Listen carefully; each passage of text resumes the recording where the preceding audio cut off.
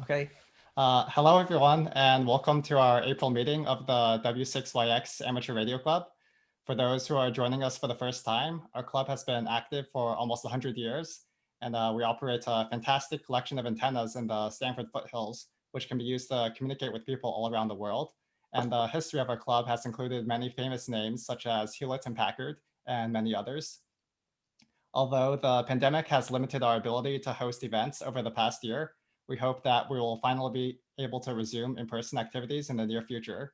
If you're interested in joining the club, please sign up for the mailing list and Slack, which I'll send links for in the chat. Tonight, Professor David Leeson will be giving a talk about the history of the club and how amateur radio has been important to the development of many individuals in Stanford and in Silicon Valley. Professor Leeson is a pioneer of wireless communications and our official club trustee and faculty advisor. And he's been incredibly valuable to the continuing success of the club. And just as a reminder, please remember to remain muted during the talk to avoid any background noise. If you have any questions, please type them in the chat or wait until the discussion at the end. And without any further ado, I'll pass it off to Professor Leeson. Okay, well, welcome all. When I was teaching, I used to have the problem that I'd start a lecture, and then about 5 minutes into it, a whole group of students would come in. I'd have to decide, do I want to start over, or are they going to miss the point that I made about what I was going to talk about? So I'll mumble a little bit here for a minute until we get everybody signed up.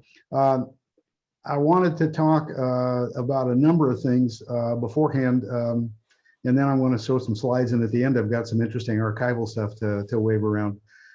First of all, well, let me go ahead and start the slides. That way, if I can't get it done, we'll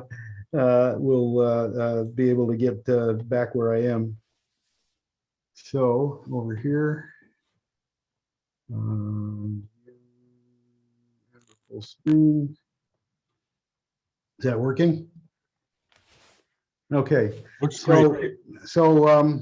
I started to write a talk about the history of W6YX, but it kind of blossomed into a history of all of the hams in this area in the period before Silicon Valley became famous, and how their background set them aside. And I wanted to introduce this. 6CBK was the first call of the ham club. I found it in the 1923 call book, which means the license was issued maybe late 22 or early 23. And a little something about the history of licensing might be interesting. Hams weren't licensed before 1912. In 1912, a major event happened, the sinking of the Titanic and the terrible problem of radio communications and interference. And Congress immediately passed legislation which moved all the hams out of the lower frequencies that were used for maritime, and also required licenses. The licenses before that were issued by clubs like the San Francisco Radio Club, and in some places like in Ecuador, they still are. So then the idea grew that hams would have calls. Fred Terman, for example, after World War I, had a new call from the one he'd had beforehand. The other major interesting thing that happened was in 1927, it had been discovered that radio went over international borders. And so there was an international conference. Among the things that came out of that was each country got a letter or more letters that indicated what country it was. Before that, hams had by themselves picked up the idea of putting letters in there. And so the U in the 6CBK card, that's from 1927, means the United States. Actually, US ended up being WKN, with N at that time reserved for the Navy. The other two big events of the pre-war period were World War I, of course, where the Navy stepped in and wanted to take over all communications, and the Depression. I'll lead up to World War II and then talk about, particularly about Stanford and related issues in Silicon Valley after World War II. So let me start with this. I've been interested in history, especially lately, since I've been working over the last 15 years on a biography of William Hansen, whom I'll talk about later. That got me interested in the way careers are formed. And I came in touch with the idea that it's a change of contingent events that happen while you're in competition with the rest of the world. And each of these events has a major impact. It starts from previous events, prior events, and also then something from the environment. And the next thing that happens is you have to make a decision or it's made for you. The purpose of strategy, which I came in touch with in business, is to optimize your choices. You plan, strategy is figuring out what to do before you see what is going to happen. Tactics is what happens when you're around the corner and there it is. And I found it very interesting to study the paths of others as a guide to my own choices, although there are many other ways, but you can identify their strategies and you can see how it worked out.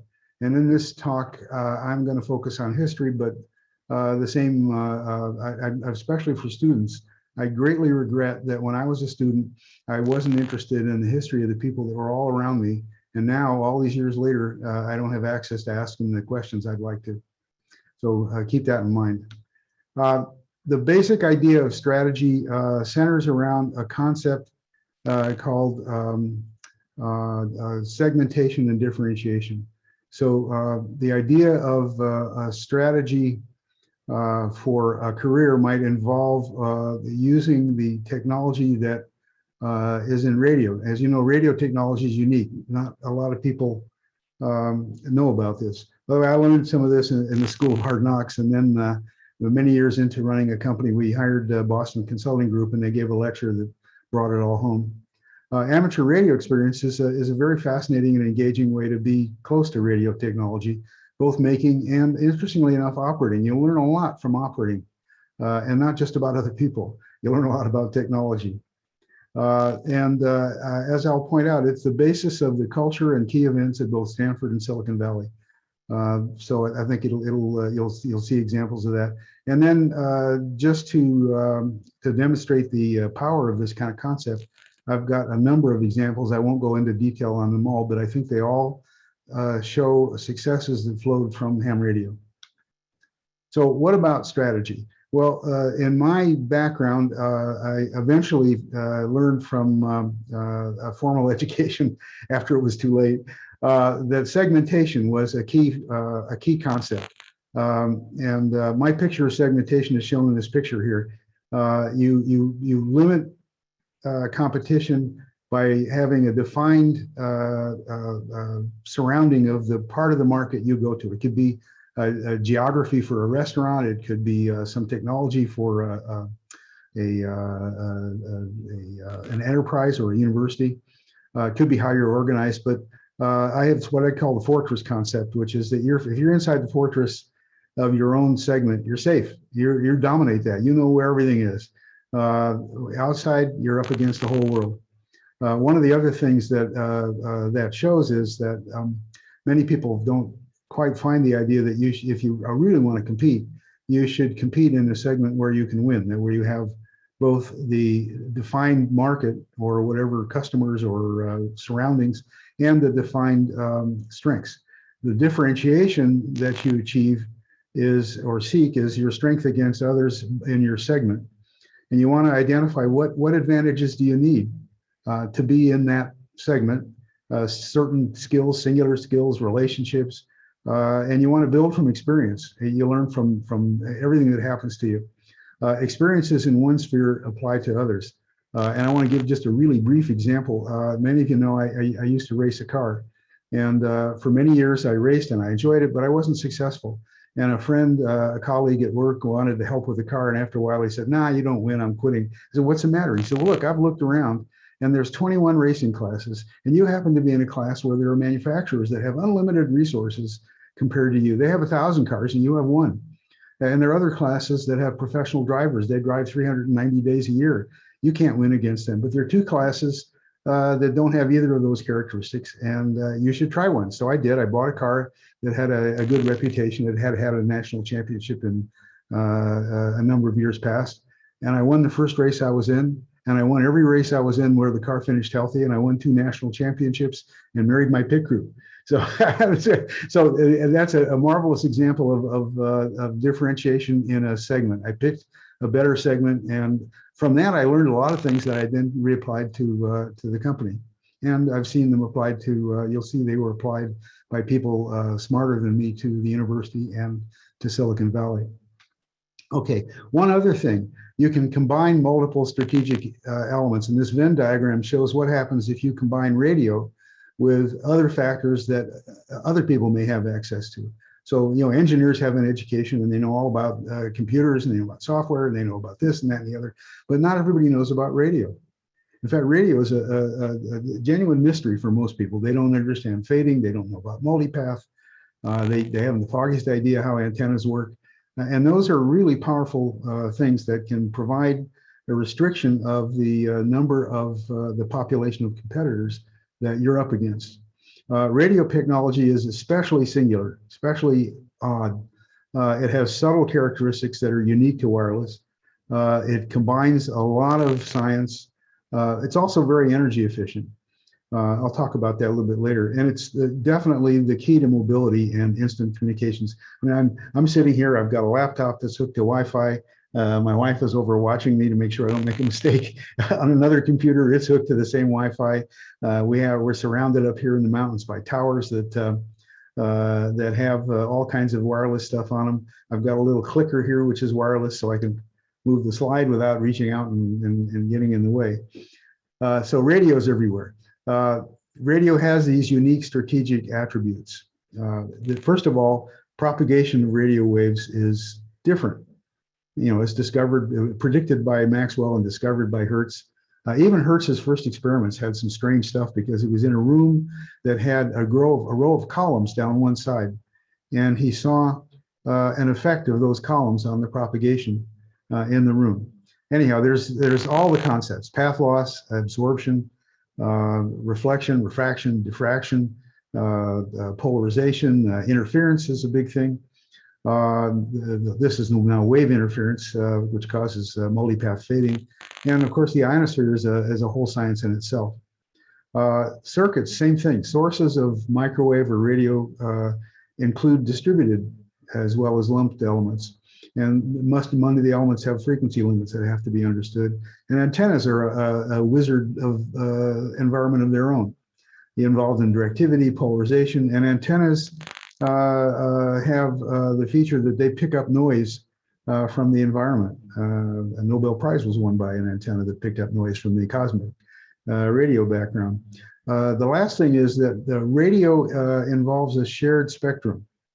Unlike a wire or a optical fiber, radio is sharing spectrum, and it therefore experiences contention and it experiences interference from competing users. And there is competition in the marketplace as well as on the air for bandwidth. Interesting thing, regulations were originally set up to avoid any interference. You had a broadcast license, nobody else within your range would have the same frequency and people would listen, and all of the nasty interference from hams had gone away after the 1912 change. But hams got used to the idea that contention isn't so bad. You're all in the same band, and you get in a pileup, and experiencing a pileup is a very interesting, it's an experience in queuing theory. And next thing you know, you understand that competition for bandwidth is not a bad thing if it's regulated well or if it's designed well. And so frequency allocations and regulation and licensing in recent times, and I was involved in it. First, I was involved in it to get a license for the ham radio beacons, which are not normal use of the ham bands. And then I was able to use that same experience with the FCC to get licenses for people to experiment in Wi-Fi, and then for the permit of the bands that are now used in Wi-Fi, all from ham radio. So it was a very interesting direction. Amateur radio is special because it's a maker hobby. It's a hands-on thing. You master it through direct exposure. You also, as I say, learn a lot from operating. And it's not just that you get a lot of friends around the world. I love that. But you do find out about the technical characteristics of ham radio, whether it's HF or VHF, UHF, microwave, whatever. And as an avocation, most of the time there's less performance pressure. So you can make a mistake and you don't lose your job. Clubs and what are called Elmers, the people that are trying, I don't know where the word Elmer came from. I saw it once, but I've forgotten. They've long been involved in radio from the very first days, from 1900. And the culture of cooperation is one that came out of all this. There were university clubs early on also. The Stanford Club, as I mentioned, was licensed at least by 23 and was affiliated with ARRL, the Radio League, by 24.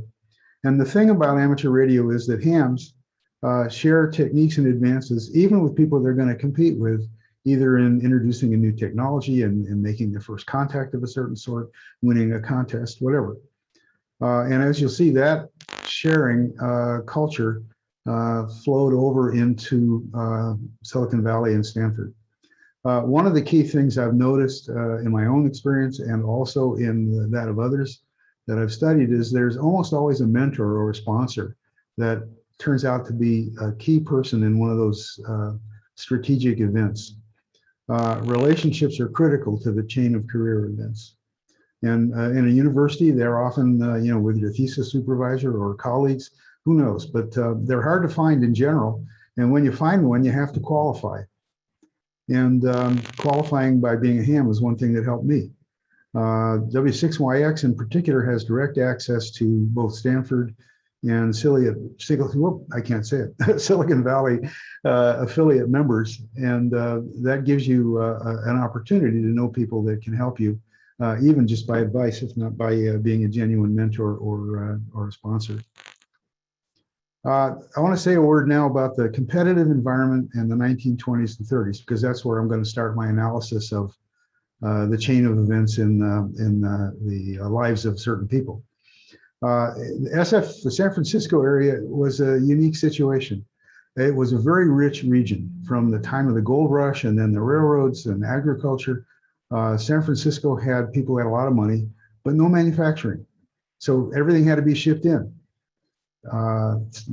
through the Panama Canal, for example. And shipping, and therefore a port, became really critical. And where there's a port and shipping companies, there's radio. And the early shipping companies from 1900 on wanted radio, but they didn't want to pay the fees that Marconi charged. And so they created interest and opportunities here locally for people to be in the radio business. At the end of World War I, the US Navy gathered all the patents that were captured and also all the English patents, Marconi patents, because they didn't want any more to be reliant on non-nationals for defense communications. And they set up a monopoly in telephone, in radio, and also in aircraft, 3 monopolies. As it happened, the aircraft patent pool worked fine, but the radio and telephone ones were not successful. Instead of creating widespread wide licensing, they created monopolies. Now, how did that happen? Well, radio and especially telephone were affected by the network effect, the fact that the utility of a network grows as something like the square of the number of users. I mean, you can see that in your own experience. And RCA, using patents, created a monopoly that's familiar today. You see what's happened in internet services as a result of the network effect. But RCA went farther with patents. They said only their exclusive licensees, 3 or 4 companies that were investors, partners in RCA, could make or buy vacuum tubes. Not even make, but even buy. If you wanted to make a radio and sell it, and you wanted to buy vacuum tubes from somebody that was RCA, okay, but if it wasn't RCA, they would sue, and they put a number of small businesses right out of business. They were very, very vigorous. So the regional radio strategy that developed from the fact that the shipping companies wanted radio was to pursue certain segments that weren't in the way of RCA. One was to invent vacuum tubes that did not infringe the DeForest patents that RCA ended up with. Another was microwave, which was new and therefore wasn't in RCA's patent portfolio. And the last was instruments, which was of very little interest to, because the volume was so small, of very little interest to RCA. Another thing was that people learned that if you are working for the government, there is, in recent times, and I believe it goes back a long way, protection. If you have a contract with the government and you infringe a patent, and the patent holder wants to sue, they have to sue the government, not you. That's a pretty powerful defense. And the other thing is the shipping companies they owned their suppliers. And so the business of making radios and tubes wasn't visible from the outside, at least not as much. And all of that brought around a great environment for amateur radio. And some 10 to 15% of all hams in the US were always in California, even though California was not always as big a part of the US population as it is now. In fact, the population of the Bay Area has grown by a factor of 10 since 1940. It was really amazing. And one of the things that happened was that the pre-war amateur segment led to a huge market for World War II tubes. The way that came about was the chief Army designer was a fellow named, I'll catch it here, Harold Zoll, 6BHI, a ham. He knew all about IMAC. And he used IMAC tubes to build his first radars. And then he would call Bill Eitel and order something special, a tube with the grids on the side instead of the bottom, this, that, the other. And Eitel would work all night, and then the next day he would ship it on a train back to Zoll in Fort Monmouth, and Zoll would incorporate it in his new radar designs. When they went into production, the Army and the Navy also had hams. Both insisted that only IMAC tubes or their licensees be used in these radars, that they were the only ones that had the reliability that they were familiar with. And in the World War II market, IMAC, the company that was formed by two hams, and I'll get to, made 3 million tubes in World War II, and other companies made more. So let me talk now about the regional advantage that grew out of the radio hams of that time. There's a unique culture to the West, particularly to the Bay Area, that favors new enterprise formation.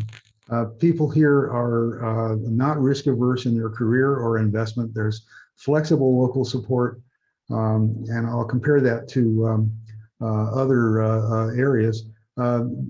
And one of the things was that there weren't a lot of companies. Because it was a small area, there weren't any giant companies here that you had to work for and that wouldn't let you go and that you couldn't compete with. This business of shared information and also ownership, equity, employees as partners and owners, that was another key issue in this area. Again, because there weren't any established companies. And reliance on younger managers, boy, that sure helped me as entrepreneurs. But one of the key things is that people in this state have, since 1872, been free to change jobs without being told, no, you can't. The section I cite there, 16600, says that any non-compete restriction is void in California. So a company can't say, yeah, Dave, you can't go off and start your own company and do the same thing we did, and we'll sue you. I got sued anyhow, but it didn't last long. And one of the interesting things was that underlies the whole history that people know about in modern Silicon Valley, when the Traitorous Eight left Shockley, and then later they left Fairchild and started their own outfits. One of the interesting things about that event that I came on just recently, I hadn't known. When Fairchild invested in the Traitorous Eight, they had a deal that in 3 years they could buy the company, whatever resulted, for $3 million in cash. At that time, the sales were already $130 million, so that would have been the net worth of the worth of a company approximately, and they got it for $3 million. Of course, these guys left. What an insult! And from that time, people didn't do that. That's not the style in Silicon Valley. People leave with stock, not with a little bit of cash in their pocket. Now, this issue of cooperation, even with competitors, had its origin, as I mentioned, in regional amateur radio here. It was widespread, but it was especially focused here, and I'll talk about some of the people who were greatly responsible for it.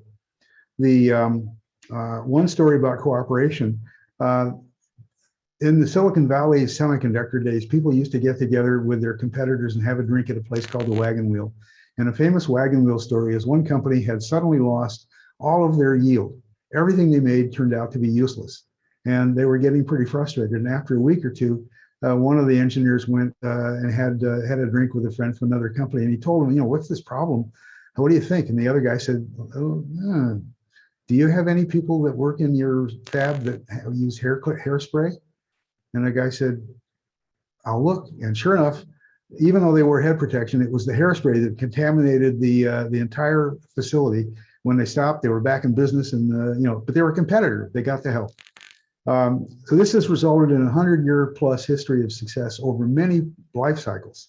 Many places run out of products, and they don't have another one to replace it.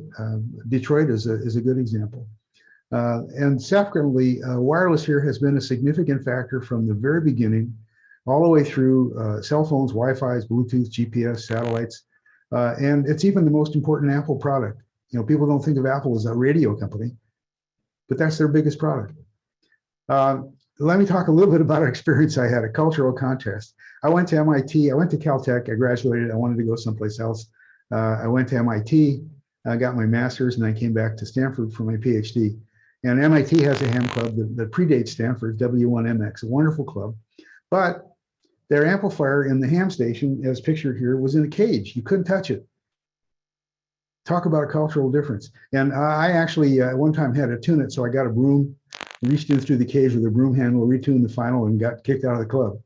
W6YX, on the other hand, is very open. I mean, I don't recommend that you mess up our equipment, but Mike Villard, who was for many years our faculty advisor, and whom I'll talk about more, had two things that he's quoted as saying. He said, in California at Stanford, people said, fine, do it. And when he was at Yale, people said, well, grandfather didn't do it that way. I don't know. And he was very interested in that. The other was that he was, when he came here, he met other grad students, among them Bill Hewlett and Dave Packard and Bill Hansen, whom I'll talk about. And Hewlett, he said, well, Hewlett, whenever we couldn't get the key, if we lost the key or didn't bring a key to the ham station in the lab, Hewlett would climb up the outside of the building and go in through an open window and open the place up for us. And that's a famous story, but it shows, just a different culture. So the East, I found it to be very established and authoritative and rigid and insular. And MIT was quoted in 1955. They changed their mind, I think, later. But there's a venture investment. That's investment in something you're not really sure it's going to work at all. It was too risky. It was not consistent with prudence. It's a wonderful quote. The West, on the other hand, as I mentioned, was open, cooperative, flexible, not risk averse, and it was rising. So it was a great time to be here. But I thought you'd find this interesting. Here are some pictures of amateur radio at Stanford and in the area. And as I say, I was going to talk about more of the details, but I just want to say from this that this is just a small sample, and it shows the role of clubs, the role of IMAC, shows our folks on the towers fixing antennas, getting experience. The 1960s shack is the one I operated in. I almost got electrocuted there. It rained and the floor flooded, and I was using a switch that was 110 volts, and I began to feel it through my shoes. So I got out of there. But today, the ham station is a marvelous facility that's available to its members. It comes complete with mentors and people who keep it going, and it's a marvelous experience for you. I wanted to talk also about the Santa Clara County Amateur Radio Association, which predated the Ham Club at Stanford, but which had many members in common. And they had in 1926 a famous expedition where they went up to Mount Hamilton and set up a station. I've been looking for a picture of that for years and finally found it while I was getting ready for this talk. In it is 60I, who is a ham that was from Stanford, and 6JK. I'll introduce them later. But and then another party in this club was Charlie Litton, who was helpful to everybody, and I'll come to that. But I wanted to just mention what they did. They got on the air from Mount Hamilton. The head of the Lick Observatory came out and said, "What's going on here?" And they said, "Well," I explained to him, and he said, "Oh, that's very interesting. Can you talk to somebody in Chile?" "Yes, why?" "Well, I have a desperate need to talk to the head of our sister observatory in Chile, and I have no way to reach him." And they said, "Wait a minute, we'll see what we can do." And they got a guy in Chile, and he said, "I'll have the guy here the next night." They had a sked the next night. The two directors exchanged the information they needed. Science was advanced, and ham radio was famous.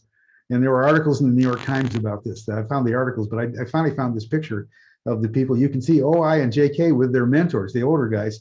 The guy to the left of OI was the retired president of Otis Elevator.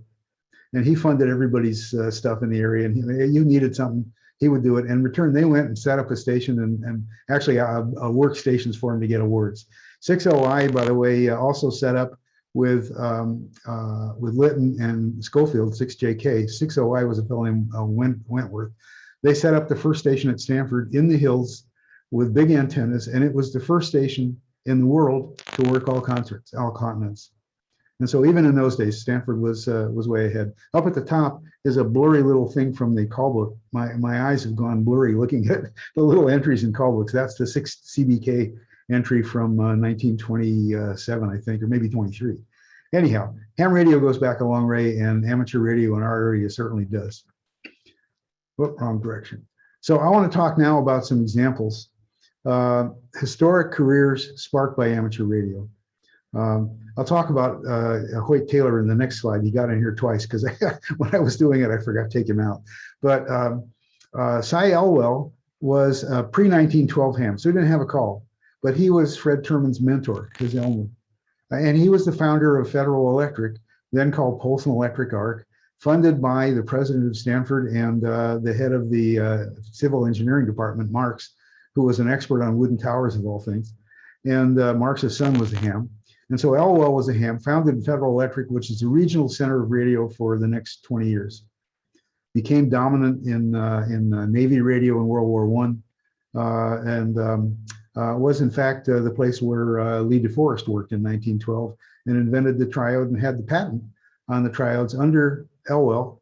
And when later they wanted to use triodes, they discovered something called, what's the word? Anyhow, you're able to use a patent that was done in your own building, your own company, whether you're a licensee or not, you're automatically a licensee. House use. A shop rights. Shop rights, thank you. I could see you saying it, Paul, but I couldn't remember it. It's hard to look at three things at once here. I wanted to say especially something about Herbert Hoover Jr. Herbert Hoover Jr. was Hoover's son. In their house, they had ham radio. Hoover spent time talking with Fred Terman on the radio. I mean, it used to be they were across the street. They'd send something, then they'd yell out the window, "Did you hear me?" Y'all remember doing that, I'm sure. Hoover had a very interesting role. He became a sort of a source, a behind-the-scenes source for his father's interest in how radio should be free to have amateurs rather than run by the Navy. And then in 1927, Herbert Hoover Sr., who was the then the head of commerce for the government, had an international symposium, international conference where they set up licensing, and he made sure that the hams got the frequencies we do. An interesting thing, they had a rule. Every service had to eat its own output, its own garbage. All the services were set up so they were harmonically related. So if you had terrible transmitters, it only affected people in your same service on the harmonics. And that's why all the ham frequencies are 80, 40, 20, et cetera. Other services have the same nature.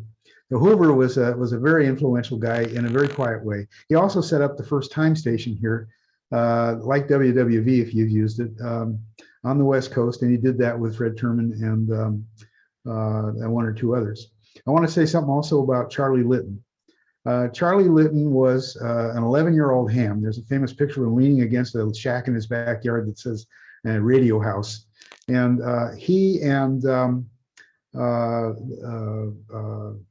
the other two hams I mentioned from Stanford, OI and JK, they built 200-foot wood towers in his backyard when he was in high school or a young Stanford undergrad. And he also made his own tubes. And when time came to get a degree, he and Schofield got an engineering degree. They wrote their thesis together. And Litton became the guy who knew how to make tubes. And his contribution was to learn how to make them as a manufactured item rather than as a craft tool. Went from being glass blowers, to having a lathe that did all the work. And he built the lathe for everybody, and then he went around and taught them how to do it. And more than that, they could only buy glass in large quantities, so he bought the glass for all the area companies, and they came on the weekend to his backyard and divvied it all up. So he would buy from Corning all the glass they needed for tubes. Quite a guy.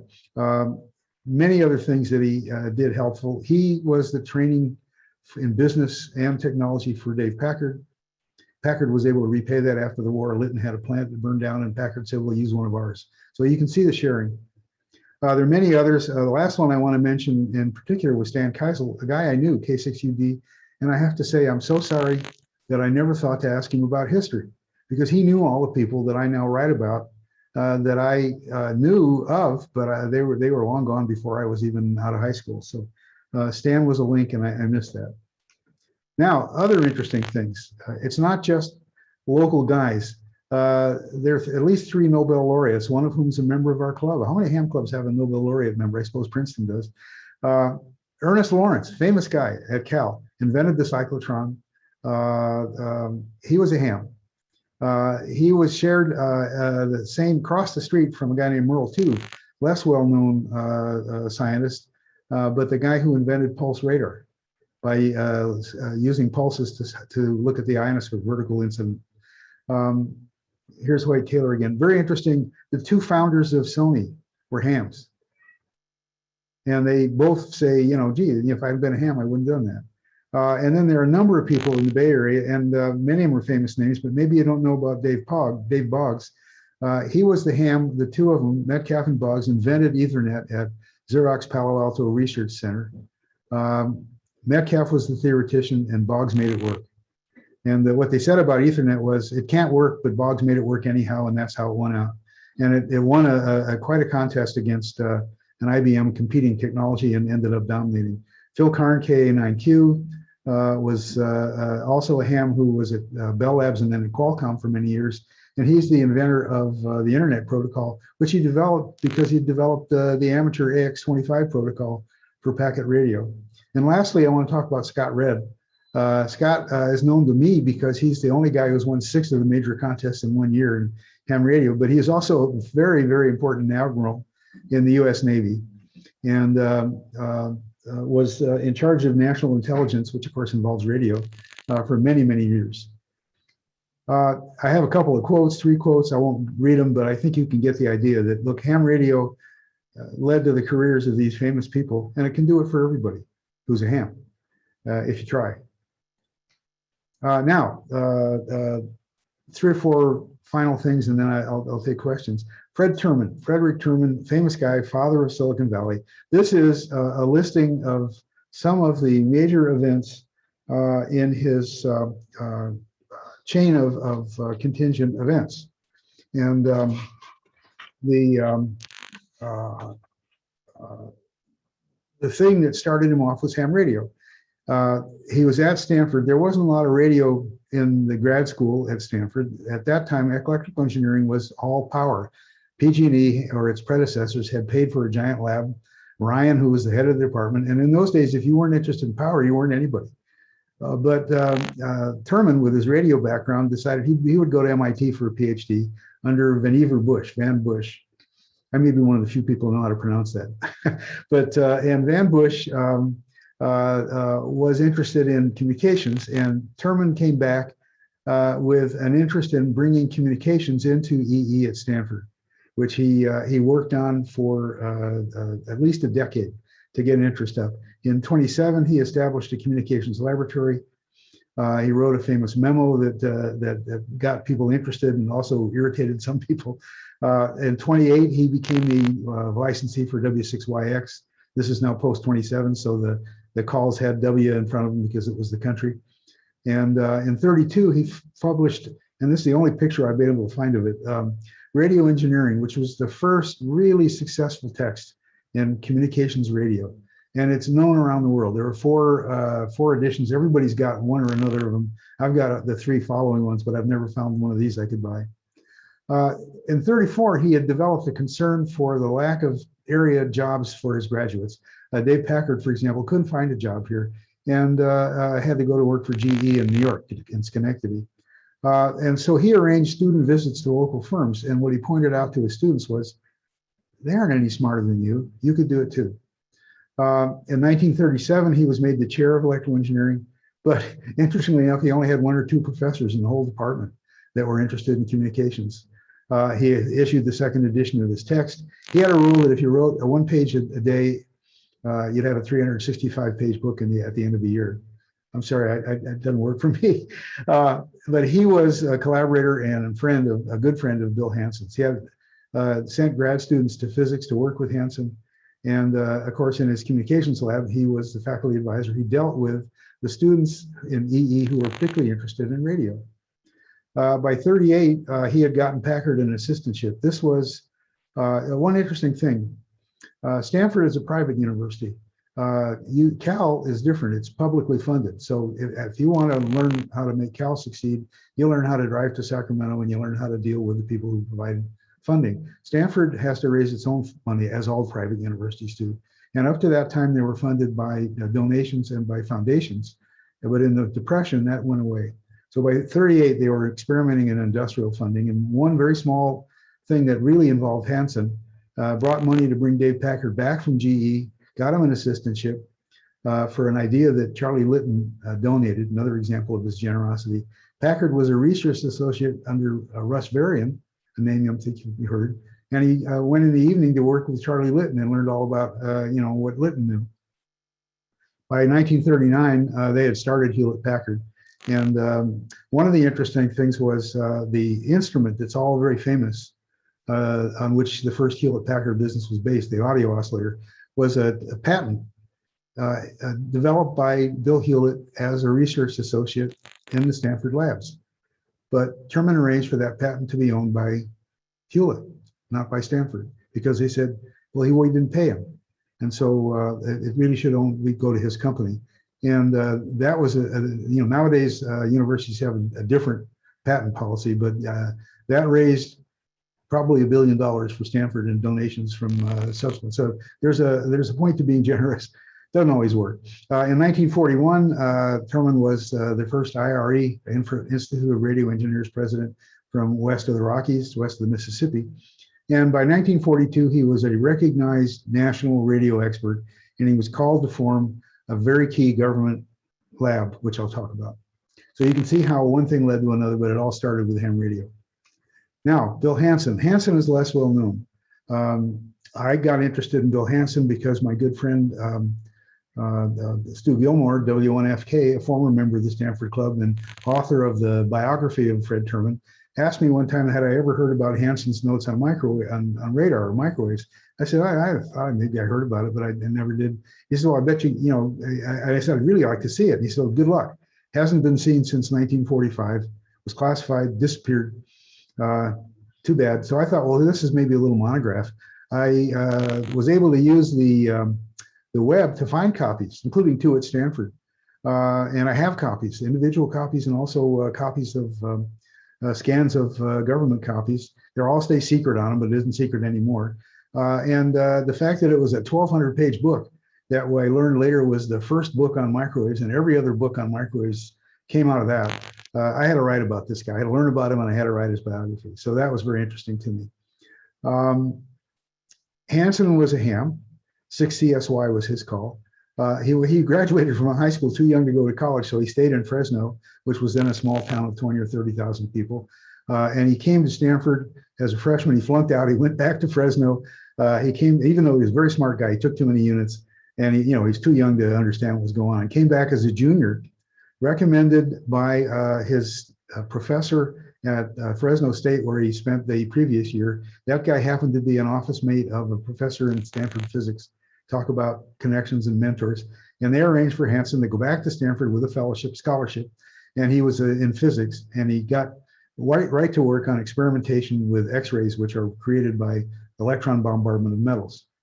And one day in his first year there, he saw a guy walking down the hall with a bunch of equipment in his hand and a soldering iron. And he said, that guy doesn't look like he knows what he's doing. I'll introduce myself, and I know what to do, and I'll help him. That was Russell Varian. And Russ Varian and Hansen became roommates, graduates. They were career-long colleagues. They helped each other. Varian happened to be, for family reasons I won't go into, a real expert on patents. Anything you had in the way of idea, his answer was, you should patent it. So that changed everything at Stanford. The Depression began just as Hansen began his graduate studies as an appointed lecturer. So at least he had a job. He worked on high voltage stuff, 200,000 volts, arcing and sparking. And he learned that that wasn't such a great way to do it, but that UC under Lawrence had to develop something that used resonance instead to bang it again and again and again, the resonant cyclotron. He thought that was a great idea. He spent a quarter at Caltech. He learned a lot from the summer lecturers who came from all over the world to lecture at Stanford, got his PhD at the end of 32, went off for an MIT postdoc because Stanford physics at that time had no theorist, no theoretician. So you couldn't learn about the theory of E&M, even though you could, get close. So he went to MIT for a year and a half. And he was mentored by a man named Philip Morse, who was an expert in boundary value problems. And he learned all about how to apply boundary value problems to electromagnetism. He returned as a professor, and right away he proposed that, we ought to be thinking about resonant electron acceleration instead of high voltage. Well, they fooled around for a year or two, but he finally got his way, and he invented the cavity resonator, initially as a way of accelerating electrons. Of course, it had many other uses. Then in 1937, with the Varian brothers, he invented the cavity resonator klystron. The cavity klystron was the first practical source of microwave power, and it led to funding from Sperry, who was trying to get around RCA by getting patents in microwaves, and they did it by spending a few $100 or $1,000 at MIT and Stanford. And then when this funding came, it was more dollars than all the Stanford physics had in all the years till that date. So it was called colossal, even though the amount will not wow you. It was $25,000 a year, but it was big then. They worked on a blind landing system. They even invented array antennas. In 1939, they finally had a symposium where they could reveal the klystron. You may know that if you publish before a patent is filed, you lose the ability to claim it as an invention. In those days, you had a year to publish. Nowadays, none, and internationally, none. In 1940, he and his group made the first Doppler radar, microwave Doppler radar, and at the same time, he was called to MIT to consult on their radar. So by 1941, here's Bill Hansen, a recognized national microwave expert, called to a World War II government lab. So what happened in World War II? And then I'll skip on to the back because I know I'm running late here. Radio segments were the key to Stanford's success.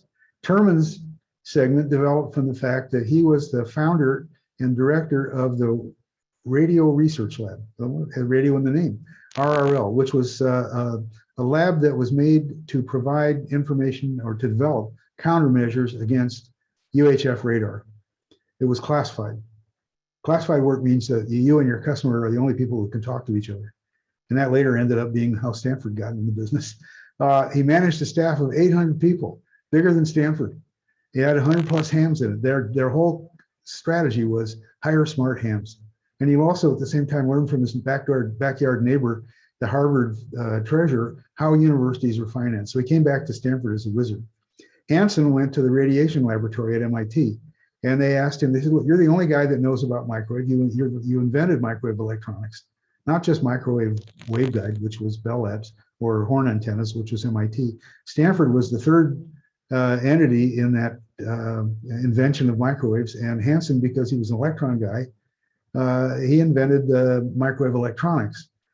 He lectured weekly, and that resulted in this 1,200-page book, which was given to every new person there and said, okay, read this. If you have any questions, ask Hansen. He'll be here every Monday. He also every Tuesday went over to the Rad Lab, which is just up the road at Harvard.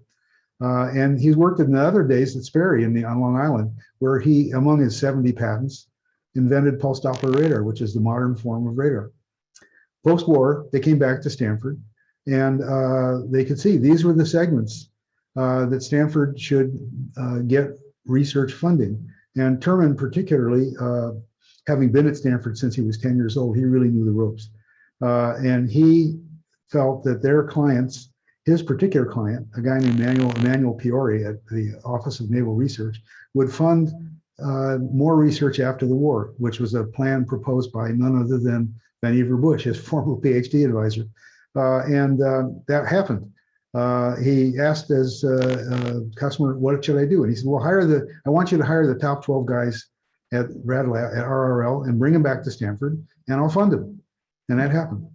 So Stanford flourished in this government-funded radio research in a new lab, the Electronic Research Labs, that later became Stanford Electronics Labs. Hansen, same thing. During the war, they had royalties came to Stanford from the patents. And one of the questions was, who could use these royalties? Well, of course, Hansen was the one who had the right to use them. And it was proposed to him by Felix Bloch, as it happened, a later Nobel laureate, that you should start a laboratory and use that money to fund the laboratory. And they did that. With Terman's help in the politics, Hansen created a microwave laboratory, which started after the war. He was the director, and they had government funding from the same guy, Manny Piori. They funded the discovery of nuclear magnetic resonance, the development of the megawatt klystrons that now power all big radars and all accelerators. And he invented the traveling wave electron accelerator, and they made the first ones. His legacy was SLAC, Stanford Linear Accelerator Center, which was the first $100 million contract in physics ever. Today maybe that's not a big amount of money, but then again, it was bigger than the entire amount of money that anybody ever heard of before. So steeples of excellence was the phrase that Terman devised to denote a segment with differentiation. The segments were the government funding and their customers. And the differentiation was they went out and they specifically got people that their customers would agree to fund, that could attract funding. And it worked.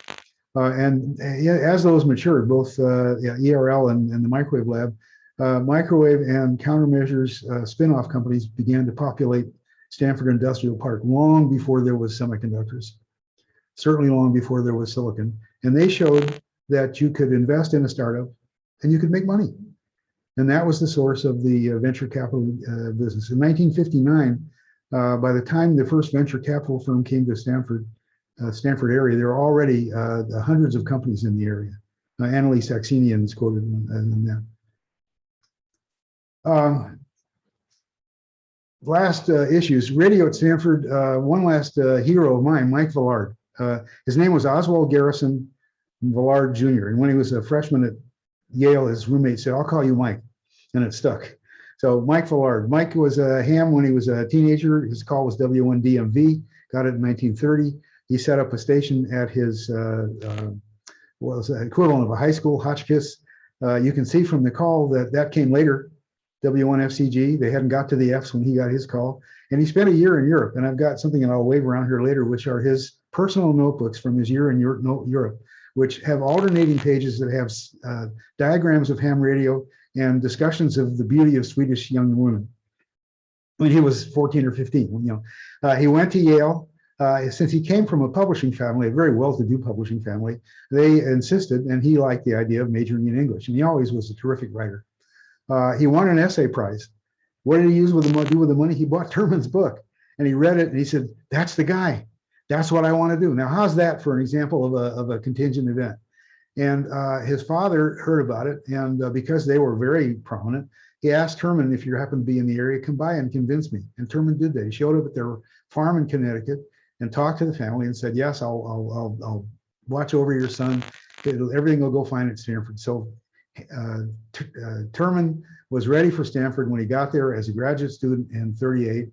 And he fell in with Hewlett and Packard and Hanson. He describes having lunch with him at a little 50-cent sandwich place in Palo Alto. It was wonderful. He immediately got working on all of his courses, but pretty soon he was ready for projects. And he had two projects, a radio receiving project and a frequency scanning ionospheric sounder at the beginning of World War II, sorry. And then he left to join Terman at the Radio Research Laboratory. He came back as a Stanford prof. He had some real adventures at RRL, but I won't go into them. RRL was a big success. It saved, by many ways of thinking, 800 Allied airplanes. In 1946, Mike came back. He got interested in meteor scatter because he'd heard pings from meteors when his wife told me he keeps a radio by the bedside. That's a real ham. And he heard these pings on HF stuff. And he also developed single sideband. They had a contract, but he brought it right away into ham radio. And the first amateur single sideband contact was from the club station W6YX. He became, when he got his PhD, he became the faculty advisor in 49. In that period, he expanded on the meteor scatter and did work in ionospheric backscatter. You send the pulse out and it bounces off the distant ground and comes back, and you can see where the band is open and where it's not.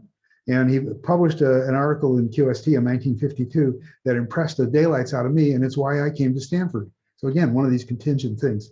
There's a picture of it there, and you can see the bright spots out away from the center are places where the band is open and there's signal coming back.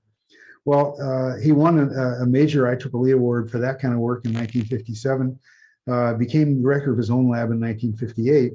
In 59, he made a major step, which is to use this backscatter idea to invent over-the-horizon ionospheric radar, which was an improvement that allowed us to keep an eye on whether somebody was launching a missile. Barb and I visited Lithuania and actually visited a missile site in Lithuania that had an over the top that said Chicago.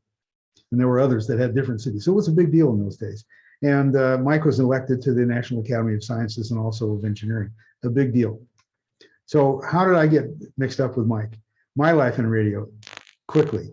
In 1941, when I was 4 years old, I got in touch with radio by seeing it. I can still remember in my mind the radio antenna going out the window of this 14-year-old kid's bedroom to the top of the garage. I heard these signals. I asked where they were. He said they're all over the world. I have a thrill that I still get. In 1952, I was licensed, and I tell people I've never worked a day in my life as a result of that. I joined a ham radio club of a bunch of us in the Los Angeles area, the Pacifico Radio Club, all high school kids, K6BAG. We didn't know that you had to work. And so we spent 365 days a year on ham radio. We won field day outright twice. And we learned how to manage projects, and we learned about management even before we were out of high school. It was amazing. I worked in radio repair, learned to hate it. I had a job lined up with an antenna company. When I got there, I graduated from high school. They disappeared. They'd gone broke, so I needed a job in a hurry. I had an award from the Bank of America. I called the chairman. He said, I'll fix it up. I went to work in the bank. I shuffled through paychecks, one of my jobs, and they were all from Hughes Aircraft. These guys were earning a lot of money, and that's what I wanted. So I called the guy who ran Hughes Aircraft, Ed Hayes, W6A, 6SA, who I knew through the ham radio club in Los Angeles. He said, yeah, when you're 18, we can hire you. So I went to Hughes the very next year. My education, I went to Caltech, I went to MIT, I went to Stanford. And I went to Stanford particularly because of my attraction to Mike's article. My theses were on nonlinear frequency multipliers, which didn't quite get done because they had this problem that they were not stable. They had spurious oscillations, but I fixed that later. And I did circuits for Mike. I built stuff. I maintained the station, and I even outfitted his backyard. His kids had an owl house, and he wanted it fixed up to be a lab, and I did all that for him. So it was a very personal relationship. In 55, after I got done with the bank, I went to work for Hughes. What was Hughes's major project? Pulse Doppler radar. I learned all about it. I didn't know it was Hansen's patent, but that was my education. And I also made signal sources for spacecraft. After a while, I learned that advancement there was limited. Everybody said, well, look, we've been here a long time. You got to wait. So I got impatient. I left, looked at a lot of places. But Mike introduced me to a Stanford spinoff here in the Bay Area, Applied Technology, which he was an investor and director. That clicked. I became the director of its microwave lab. It was a radar countermeasures company. It grew from 2 million to 30 million in the 4 years I was there. So you can imagine the management lessons I learned or saw at least. A fellow who I'd come in contact with at Hughes, a fellow named Bill Saunders, who was the Army's guy who went and looked at what people were doing with pulse radar. When I came to Applied Technology, would you be interested in helping out? We're forming a group to put on a symposium on short-term phase noise. NASA needs it now for their space stuff, and there's a lot of unknowns, and IEEE is going to join in. Would you join? Yes, I did. It was wonderful to be asked. It was like being in a Greek symposium, and I was the guy who was learning, but I was the best writer because I'd been the editor of the college newspaper. So I ended up writing some wonderful papers that have lasted my whole life. When ATI was sold, it was sold to a Route 128 firm. Well, you saw my picture of W1MX. Nobody liked it. I left. On an airplane, Mike heard what I wanted to do and wrote me a blank check. Said, don't put in more than $250,000. When you get back to California, we'll talk about introducing you to other investors. And that was the company. California Microwave started in my garage in '68. Both Villard and Terman were investors, and Bill Saunders was my first customer. He came, shortly after we opened the doors and said, look, I got some money and I got a problem, and I wonder if you guys have some time. Well, startups have plenty of time. They don't have the overhang of commitments. So startups have an incredible power that people don't recognize, and we did that. We used it. We grew. We got into all the things that phase noise and frequency multipliers were important in. Radar first, then microwave relay, commercial, and then satellites, and then later Wi-Fi. I was on the, but then I learned the importance of being on committees, and I was on the IEEE 802.11 committee and mouthed off a lot. We funded other startups in our same segments in order to grow. And we also grew from components, which we found were very limited, into full systems, which irritated a lot of our then customers, but eventually we made it around them in new areas like satellite and Wi-Fi. And when I retired, it was a big company. Came to Stanford at the invitation of two of our directors, and I've been teaching and writing and made angel investments that didn't work because times have changed. And I'm happy to be part of W6YX. And I had a wonderful adventure with a group, 4 or 5 of us who started building a station in the Galapagos Islands for contesting. It was a big success. For a dozen years, we won over 40 world contests, world first. So we really had a good time. So here's a little bit about California Microwave. You can see we made a lot of stuff. This is my timeline. I retired in '93. We had 2,000 employees, and it was about $500 million in revenues at that time. So it was, I really enjoyed it. And you can see that the result of having sponsors made a big difference to me. And the result of having a ham radio background qualified me for the sponsors and made me ready to do what I did. So I was really lucky. So the final question, have I made my point? Yes, I think the individual examples show that radio does make a difference. The Bay Area companies did use strategy and segmented to avoid RCA.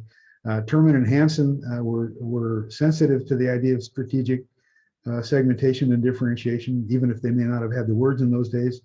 Mike Villard was certainly my sponsor, although Bill Saunders may have played a big role. And I think these examples confirm this strategic thesis. So what about now? I mean, people say, well, yeah, but that was then. Do people still do ham radio? Yes, they do, but things have evolved. As you know, it's not the same, but it's still important. There's still a unique community. The experience is still very valuable. The freedom, the cooperation is still here. And there's a lot more left in wireless that is yet to come. So if you're a ham and you have amateur radio experience, I have 2 recommendations. Find a sponsor and learn about history before it's too late. Those are the 2 things I'll leave you with. I list some reference. These are some things that I've written and published, or some things that colleagues have published, Stu Gilmore, Paul Wessling, Steve Blank. And here are some books that and papers that are of great interest to me, particularly by Bill Leslie and Steve Adams. And here are some books. Christophe Lecuyer, who was at Stanford, and we knew each other. Stu Gilmore wrote the book on Fred Terman, and the Saxenian book is still a classic. If you want to learn about competitive strategy, Porter's book is the standard reference. That's it. Sorry to go on so long. Let me put this off, unless anybody wants to see any more slides? No, too late. I'll put it off and stop sharing. My golly, it works. Okay. Let me put my notes out of the way. I was going to use them, but I didn't. So let me take any questions. Verbal questions would be the easiest, but I'll take it. If there's questions in the chat, somebody please call them to my attention. No questions? One of the questions is in the chat is, when can I buy your book on Hansen? I'm waiting. Yeah, when can I buy it? I'll tell you, I've been working on it since at least 2007. I have, looking in my computer, I find I have 10,000 files, not words, not pages, 10,000 files in my Hansen folder. About half are chapters I've written, tried again, and snippets, which is how I write chapters. And the other half are archival scans or photographs. And then I've got, Barb had to buy me a 4-bay file cabinet for all the files that aren't scanned, that are physical documents that I've come across. So but I'm getting there. I should have been able to finish it being all sequestered here in COVID. But what happens is when you own a house, things go wrong. And if you're in the house all the time, they show up and you have to fix them. So we painted the house, we did this, we did that, but I'm working on it. I hope to finish it to at least a draft this year. And I'll share it with everybody. Other questions? I'll pipe in on something else. I especially like your idea of history. These are the bound volumes of the IEEE grid. And this particular issue in 1961, I think, shows Bernie Woodrow at what's the first, he called it the Memister, but then Chua and those proved it was the memristor, that fourth element. But anyway, he's using an early version of that with an electrolyte and plating and stuff to make this fourth element of electronics back in '61. And so this has a huge history, and I'm writing parts of it as preamble, but it's getting mounted on IEEE's archival website. So you can do a search for Villard or whatever and find all the occasions when he spoke in the 60s and 70s at Stanford, things like that. Coming right up. Great. Well, my oral interview, IEEE oral interview, is on the ETHW IEEE website. That's where these books are.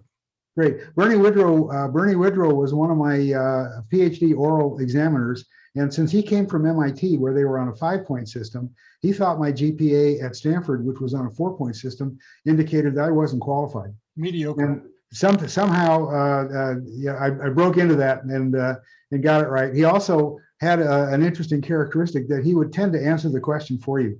And while you were thinking about it, he'd say, well, I can see you don't know what to do. And he would then say, okay, write X equals Y on the blackboard. Anyhow, great guy.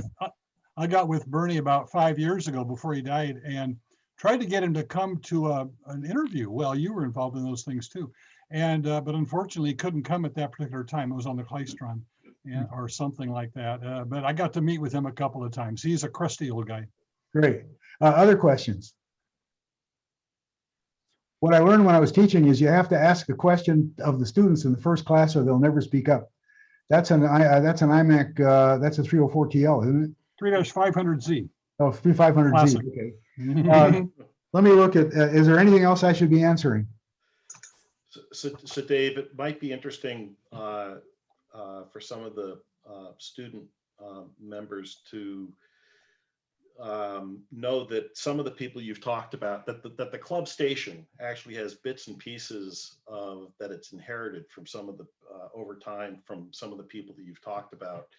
You know, so for example, when Villard was suffering from dementia in the mid to late 90s, the club was called and offered the opportunity to take away everything that he had in the basement from his ham radio installation, and the club availed itself of that. And actually, the club was for a period of time swamped with all this stuff that it inherited from Mike Villard.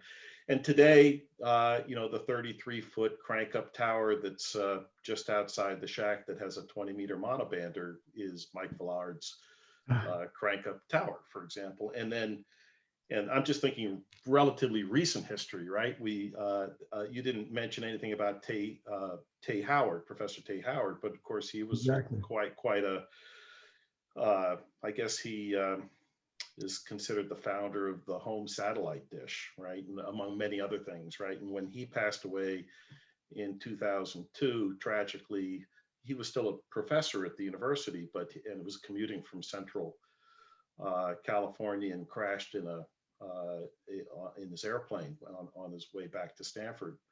And the EME station that we have today, that military surplus structure, as well as the 6-meter dish that's been extended, I think now to 8 meters, all was inherited, as well as many other things. A lot of the UHF and VHF gear were inherited from Tay Howard and his estate. And then most recently, you know, Pete Howard III, you know, we inherited when he passed away everything that he had other than his VHF, UHF test gear, including lots of old periodicals. And by the way, in the case of Villard, I think you're aware that we have, I think there's still on the premises of the shack some of his early notebooks with his notes that he'd taken. Oh, you grabbed it, okay? Because someone needs to preserve that. You know, all that just kind of came in this you know, sweep of the basement of all his stuff. And so anyway, there's a lot of little bits and pieces of history lying in and around the club station itself that have been derived from the careers of these guys, which I think is just kind of interesting, right? Those are just a few examples. Well, that's great. I'm sorry I forgot about Tay Howard, who I knew well. And yes, Tay was responsible for adapting the choke feed. Yeah, what do you call it? The horn feed to dishes for backyard television dishes and also for commercial dishes. There were a lot. Every newspaper had we outfitted all the newspapers in the U.S. with dishes of the same type for them to connect to Associated Press. And 120 stations went to Alaska for all the villages to get medical help from Anchorage, all owing to Tay Howard's initial development, first in ham radio and then in backyard TV. So that's great. I wanted to show, this is the paper that brought me to Stanford. It's a copy, but I mean, I just love it. And I have two notebooks from Mike that I found, and I also have somehow came across a bunch of early QSTs that came to us from Pete Hoover, Herbert Hoover III, when we got his equipment from Pasadena. This is Mike, when Mike was 15, he did this notebook. Every page has what he spent. So down to the last penny. And he talks about the women of England, the women of Germany, the women of Sweden, and then his ham notebook, which is from the same time, has his QSLs from the W1 time. Here's his W6 QSL. Picture of him with his parents, a little backlight. But what I found in this notebook, along with diagrams of how to build stuff, goes on and on. You can see what he was thinking about. But out of it fell the results of a trip he made with his parents. His parents were also well known, and in 1936, his father was asked to give the commencement address at Reed College in Oregon. So the family came. Here's Mike's, I guess, a college freshman, sophomore. They came to the West Coast and they traveled up and down from Reed, and he wanted to see IMAC. And he went in and he was just flabbergasted. Now, this is 2 years after they were founded. They were in the back of a butcher shop. But in the front, they had a ham station, and you could use it if you were licensed. And the thing about it was the tubes ran white hot. And that was impressive, and that impressed him. He really thought that was great. There's a side story I'll get to in a minute if I remember, but what fell out of this book,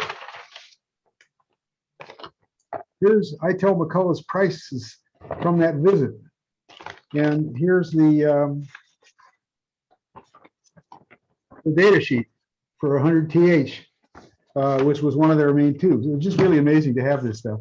All of this is going to go to the Stanford archives. There is a Villard archive. The story about Mike and the ham station, there's a totally separate story. I'll beg your pardon on it. A guy runs a zoo. They have a display, a lion and a lamb. They are in the same cage. And it's amazing. People come from all over the world to see this. The guy retires. He has an assistant. He's instructing an assistant in how to keep the place up. Guy has one last question, sir. Yes. What about the lion and the lamb? Oh, new lamb every day. I thought of that when I thought. That's bad. I thought about that when I read Mike's comment on the White House hot tubes. I mean, they were making tubes. If a tube burned out, it wasn't a tragedy at IMAC. But anyhow, the IMAC experience was of course formative for Villard. He saw that ham radio in this area. It reinforced his interest in Terman and in Stanford, and it was one of the elements that I'm sure went into his decision. He even comments on it in his oral interview. Went into his decision to come to Stanford, which of course affected, among many people, affected me in a very favorable way. So enough of that. Any other questions? So Dave, I'd just like to actually make one comment. There are many of us who really got to share Dr. Villard's companionship and leadership through the years. But I was struck, as John Four alluded to, at the time the radio club was called to help actually clear out his home as he was moving into a different lodging, that there were numerous instances of small radios that were dedicated to Voice of America. And in his effort to propagate or to improve reception across the Iron Curtain. And I was specifically struck in your slide when you showed that his very early interest was in fact, radio propagation.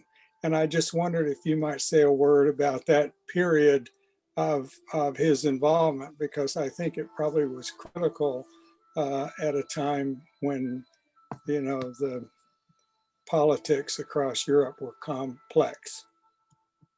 Well, thank you for pointing that out. Well, let me say first, Mike was one of, Mike came from a wealthy family.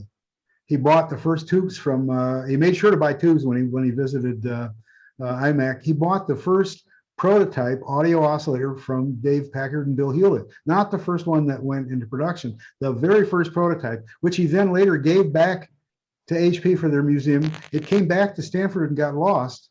And amazingly enough, Cy Elwell, who had come back in his elderly years to Stanford, found it in the basement, recognized what it was, and got it back to HP. But on the point of the Voice of America, Voice of America was broadcast around the world, particularly behind what was then the Iron Curtain.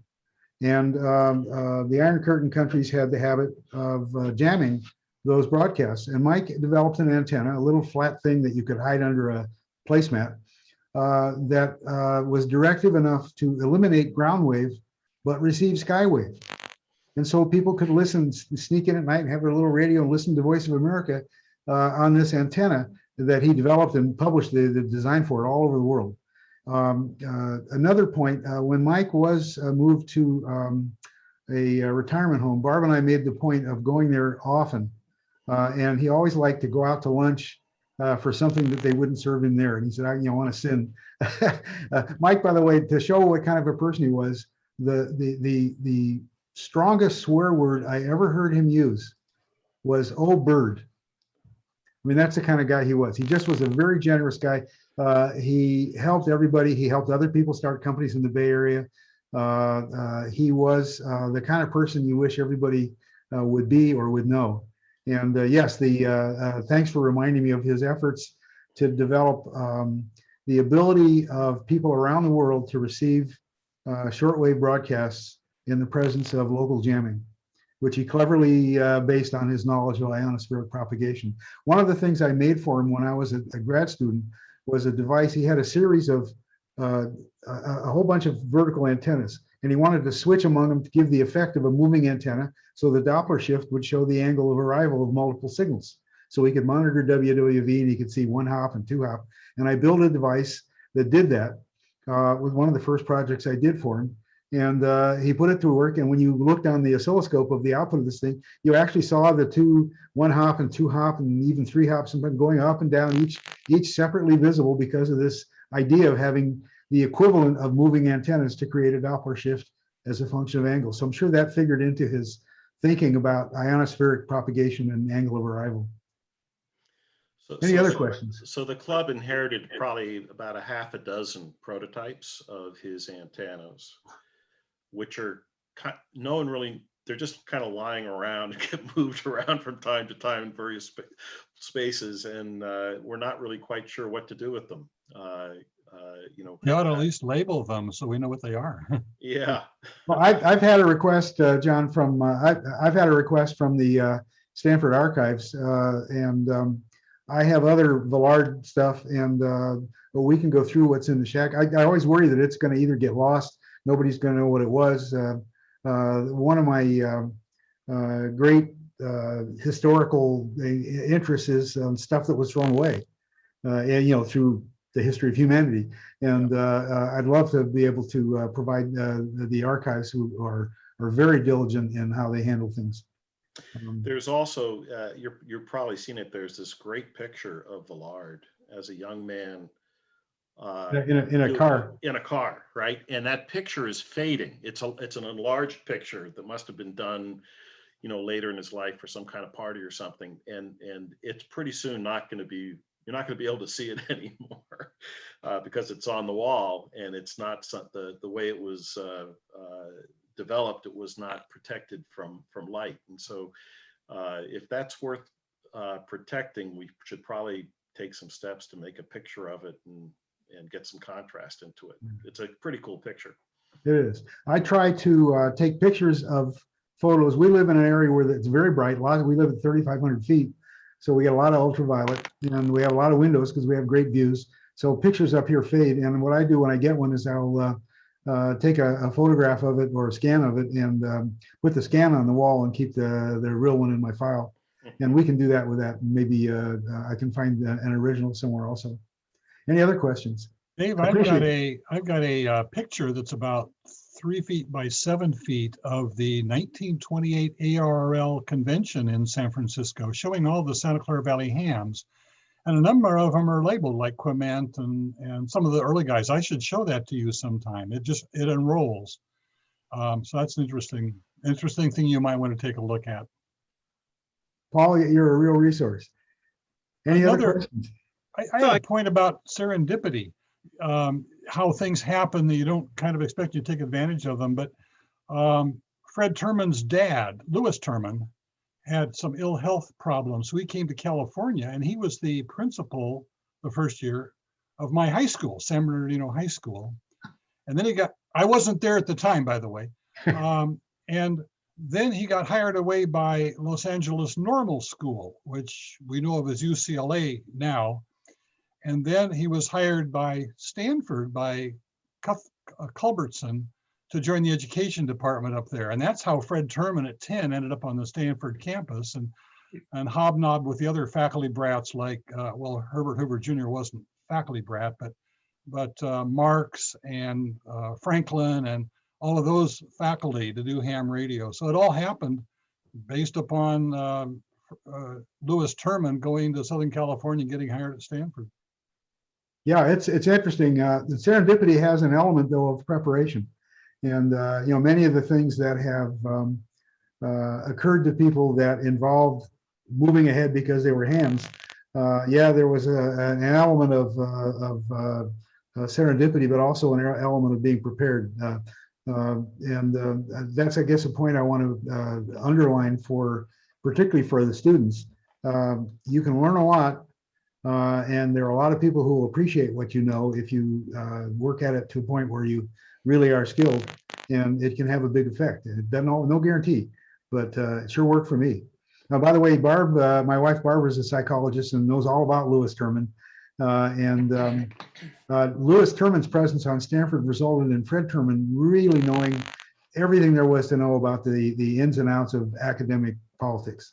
I remember when I was a kid, we took the Stanford Binet IQ test, which came out of Louis Terman's studies of high school students. Yeah. Okay. If there are any other questions? One more. So all this talk about Elmer's past and in this august group of Elmer's present leads me to wonder exactly where did the term come from. My speculation has always been that it's for Elmer Booker, who wrote that Practical Wireless Telegraphy book in 1917, but I've never seen it written down what the origin of Elmer is. So you know all this stuff. What's your take on that, Dave? This is one I defer to you, Tom. I think I've seen some reference to it. It's the same kind of question as how come hams became called hams. and there's 5 or 6 stories. The one that makes the most sense is that they interfered with everybody with their spark transmitters before 1912, but and the commercial operators disdained them. But I don't know. The question about Elmer's, I've always used the phrase ever since I was a kid. When I was a high school kid in Los Angeles, when I first got my license, within a week or two, I was in touch with the West LA Radio Club, and they used to meet monthly, and people would come and help you. You'd call them on the phone and say, okay, I have this transmitter and it's not working. What should I do? And they guide you through it. Don't put your finger in there, you'll get zapped. It was just a terrific support. So I don't know the answer to the Elmer question or the ham question. Okay. Thanks. Great talk, Dave. Really, really loved it. Thank Thanks so you. much. Well, I hope that it underscores the idea that what you do for an avocation, you do it because you love it. But if you get good at it, it has other even more far-reaching repercussions in the contingent chain of events of career of institutions. It certainly is something that you see everywhere, and I hope that I've helped some people get excited. One last minor story: when I was a grad student at Stanford, I took a lab from Ed Ginston, who was a grad student who was a protege of Hanson's. And Ginston's book was the text. In the preface of the text, or the foreword, it explained all about Hanson and how important he was and how he passed away at the age of 39 in 1949, but how, you know, he was keeping his legacy alive. Well, what kid, what high school, what student reads the preface? I turned to the pages that were assigned and went on from there. I got an A in the class. I've found that. But don't miss that. Look at the front of a book and see what the author has to say about people that influenced him. That's my last. I'll turn it back to you, William. Spectacular, spectacular legacy. Thank you. Yeah, thank you so much, Dave, for the fantastic talk. And it was really interesting hearing about the very rich history of the club. And it's getting pretty late, so I guess we'll let everyone go. Yeah, thank you everyone for coming, and hope to see everyone soon in person once the restrictions are lifted. 7:03, everybody. One last point: the slides are on the webpage, so you can download your own copy, and feel free. They're for attribution. Have fun with them. Thank you. Yeah, and we'll also be uploading the recording to YouTube. So I'll send out another email with the link to that. Great. A link to the recording. Okay. Great. Thanks. Good night, everyone. Good night. Great talk.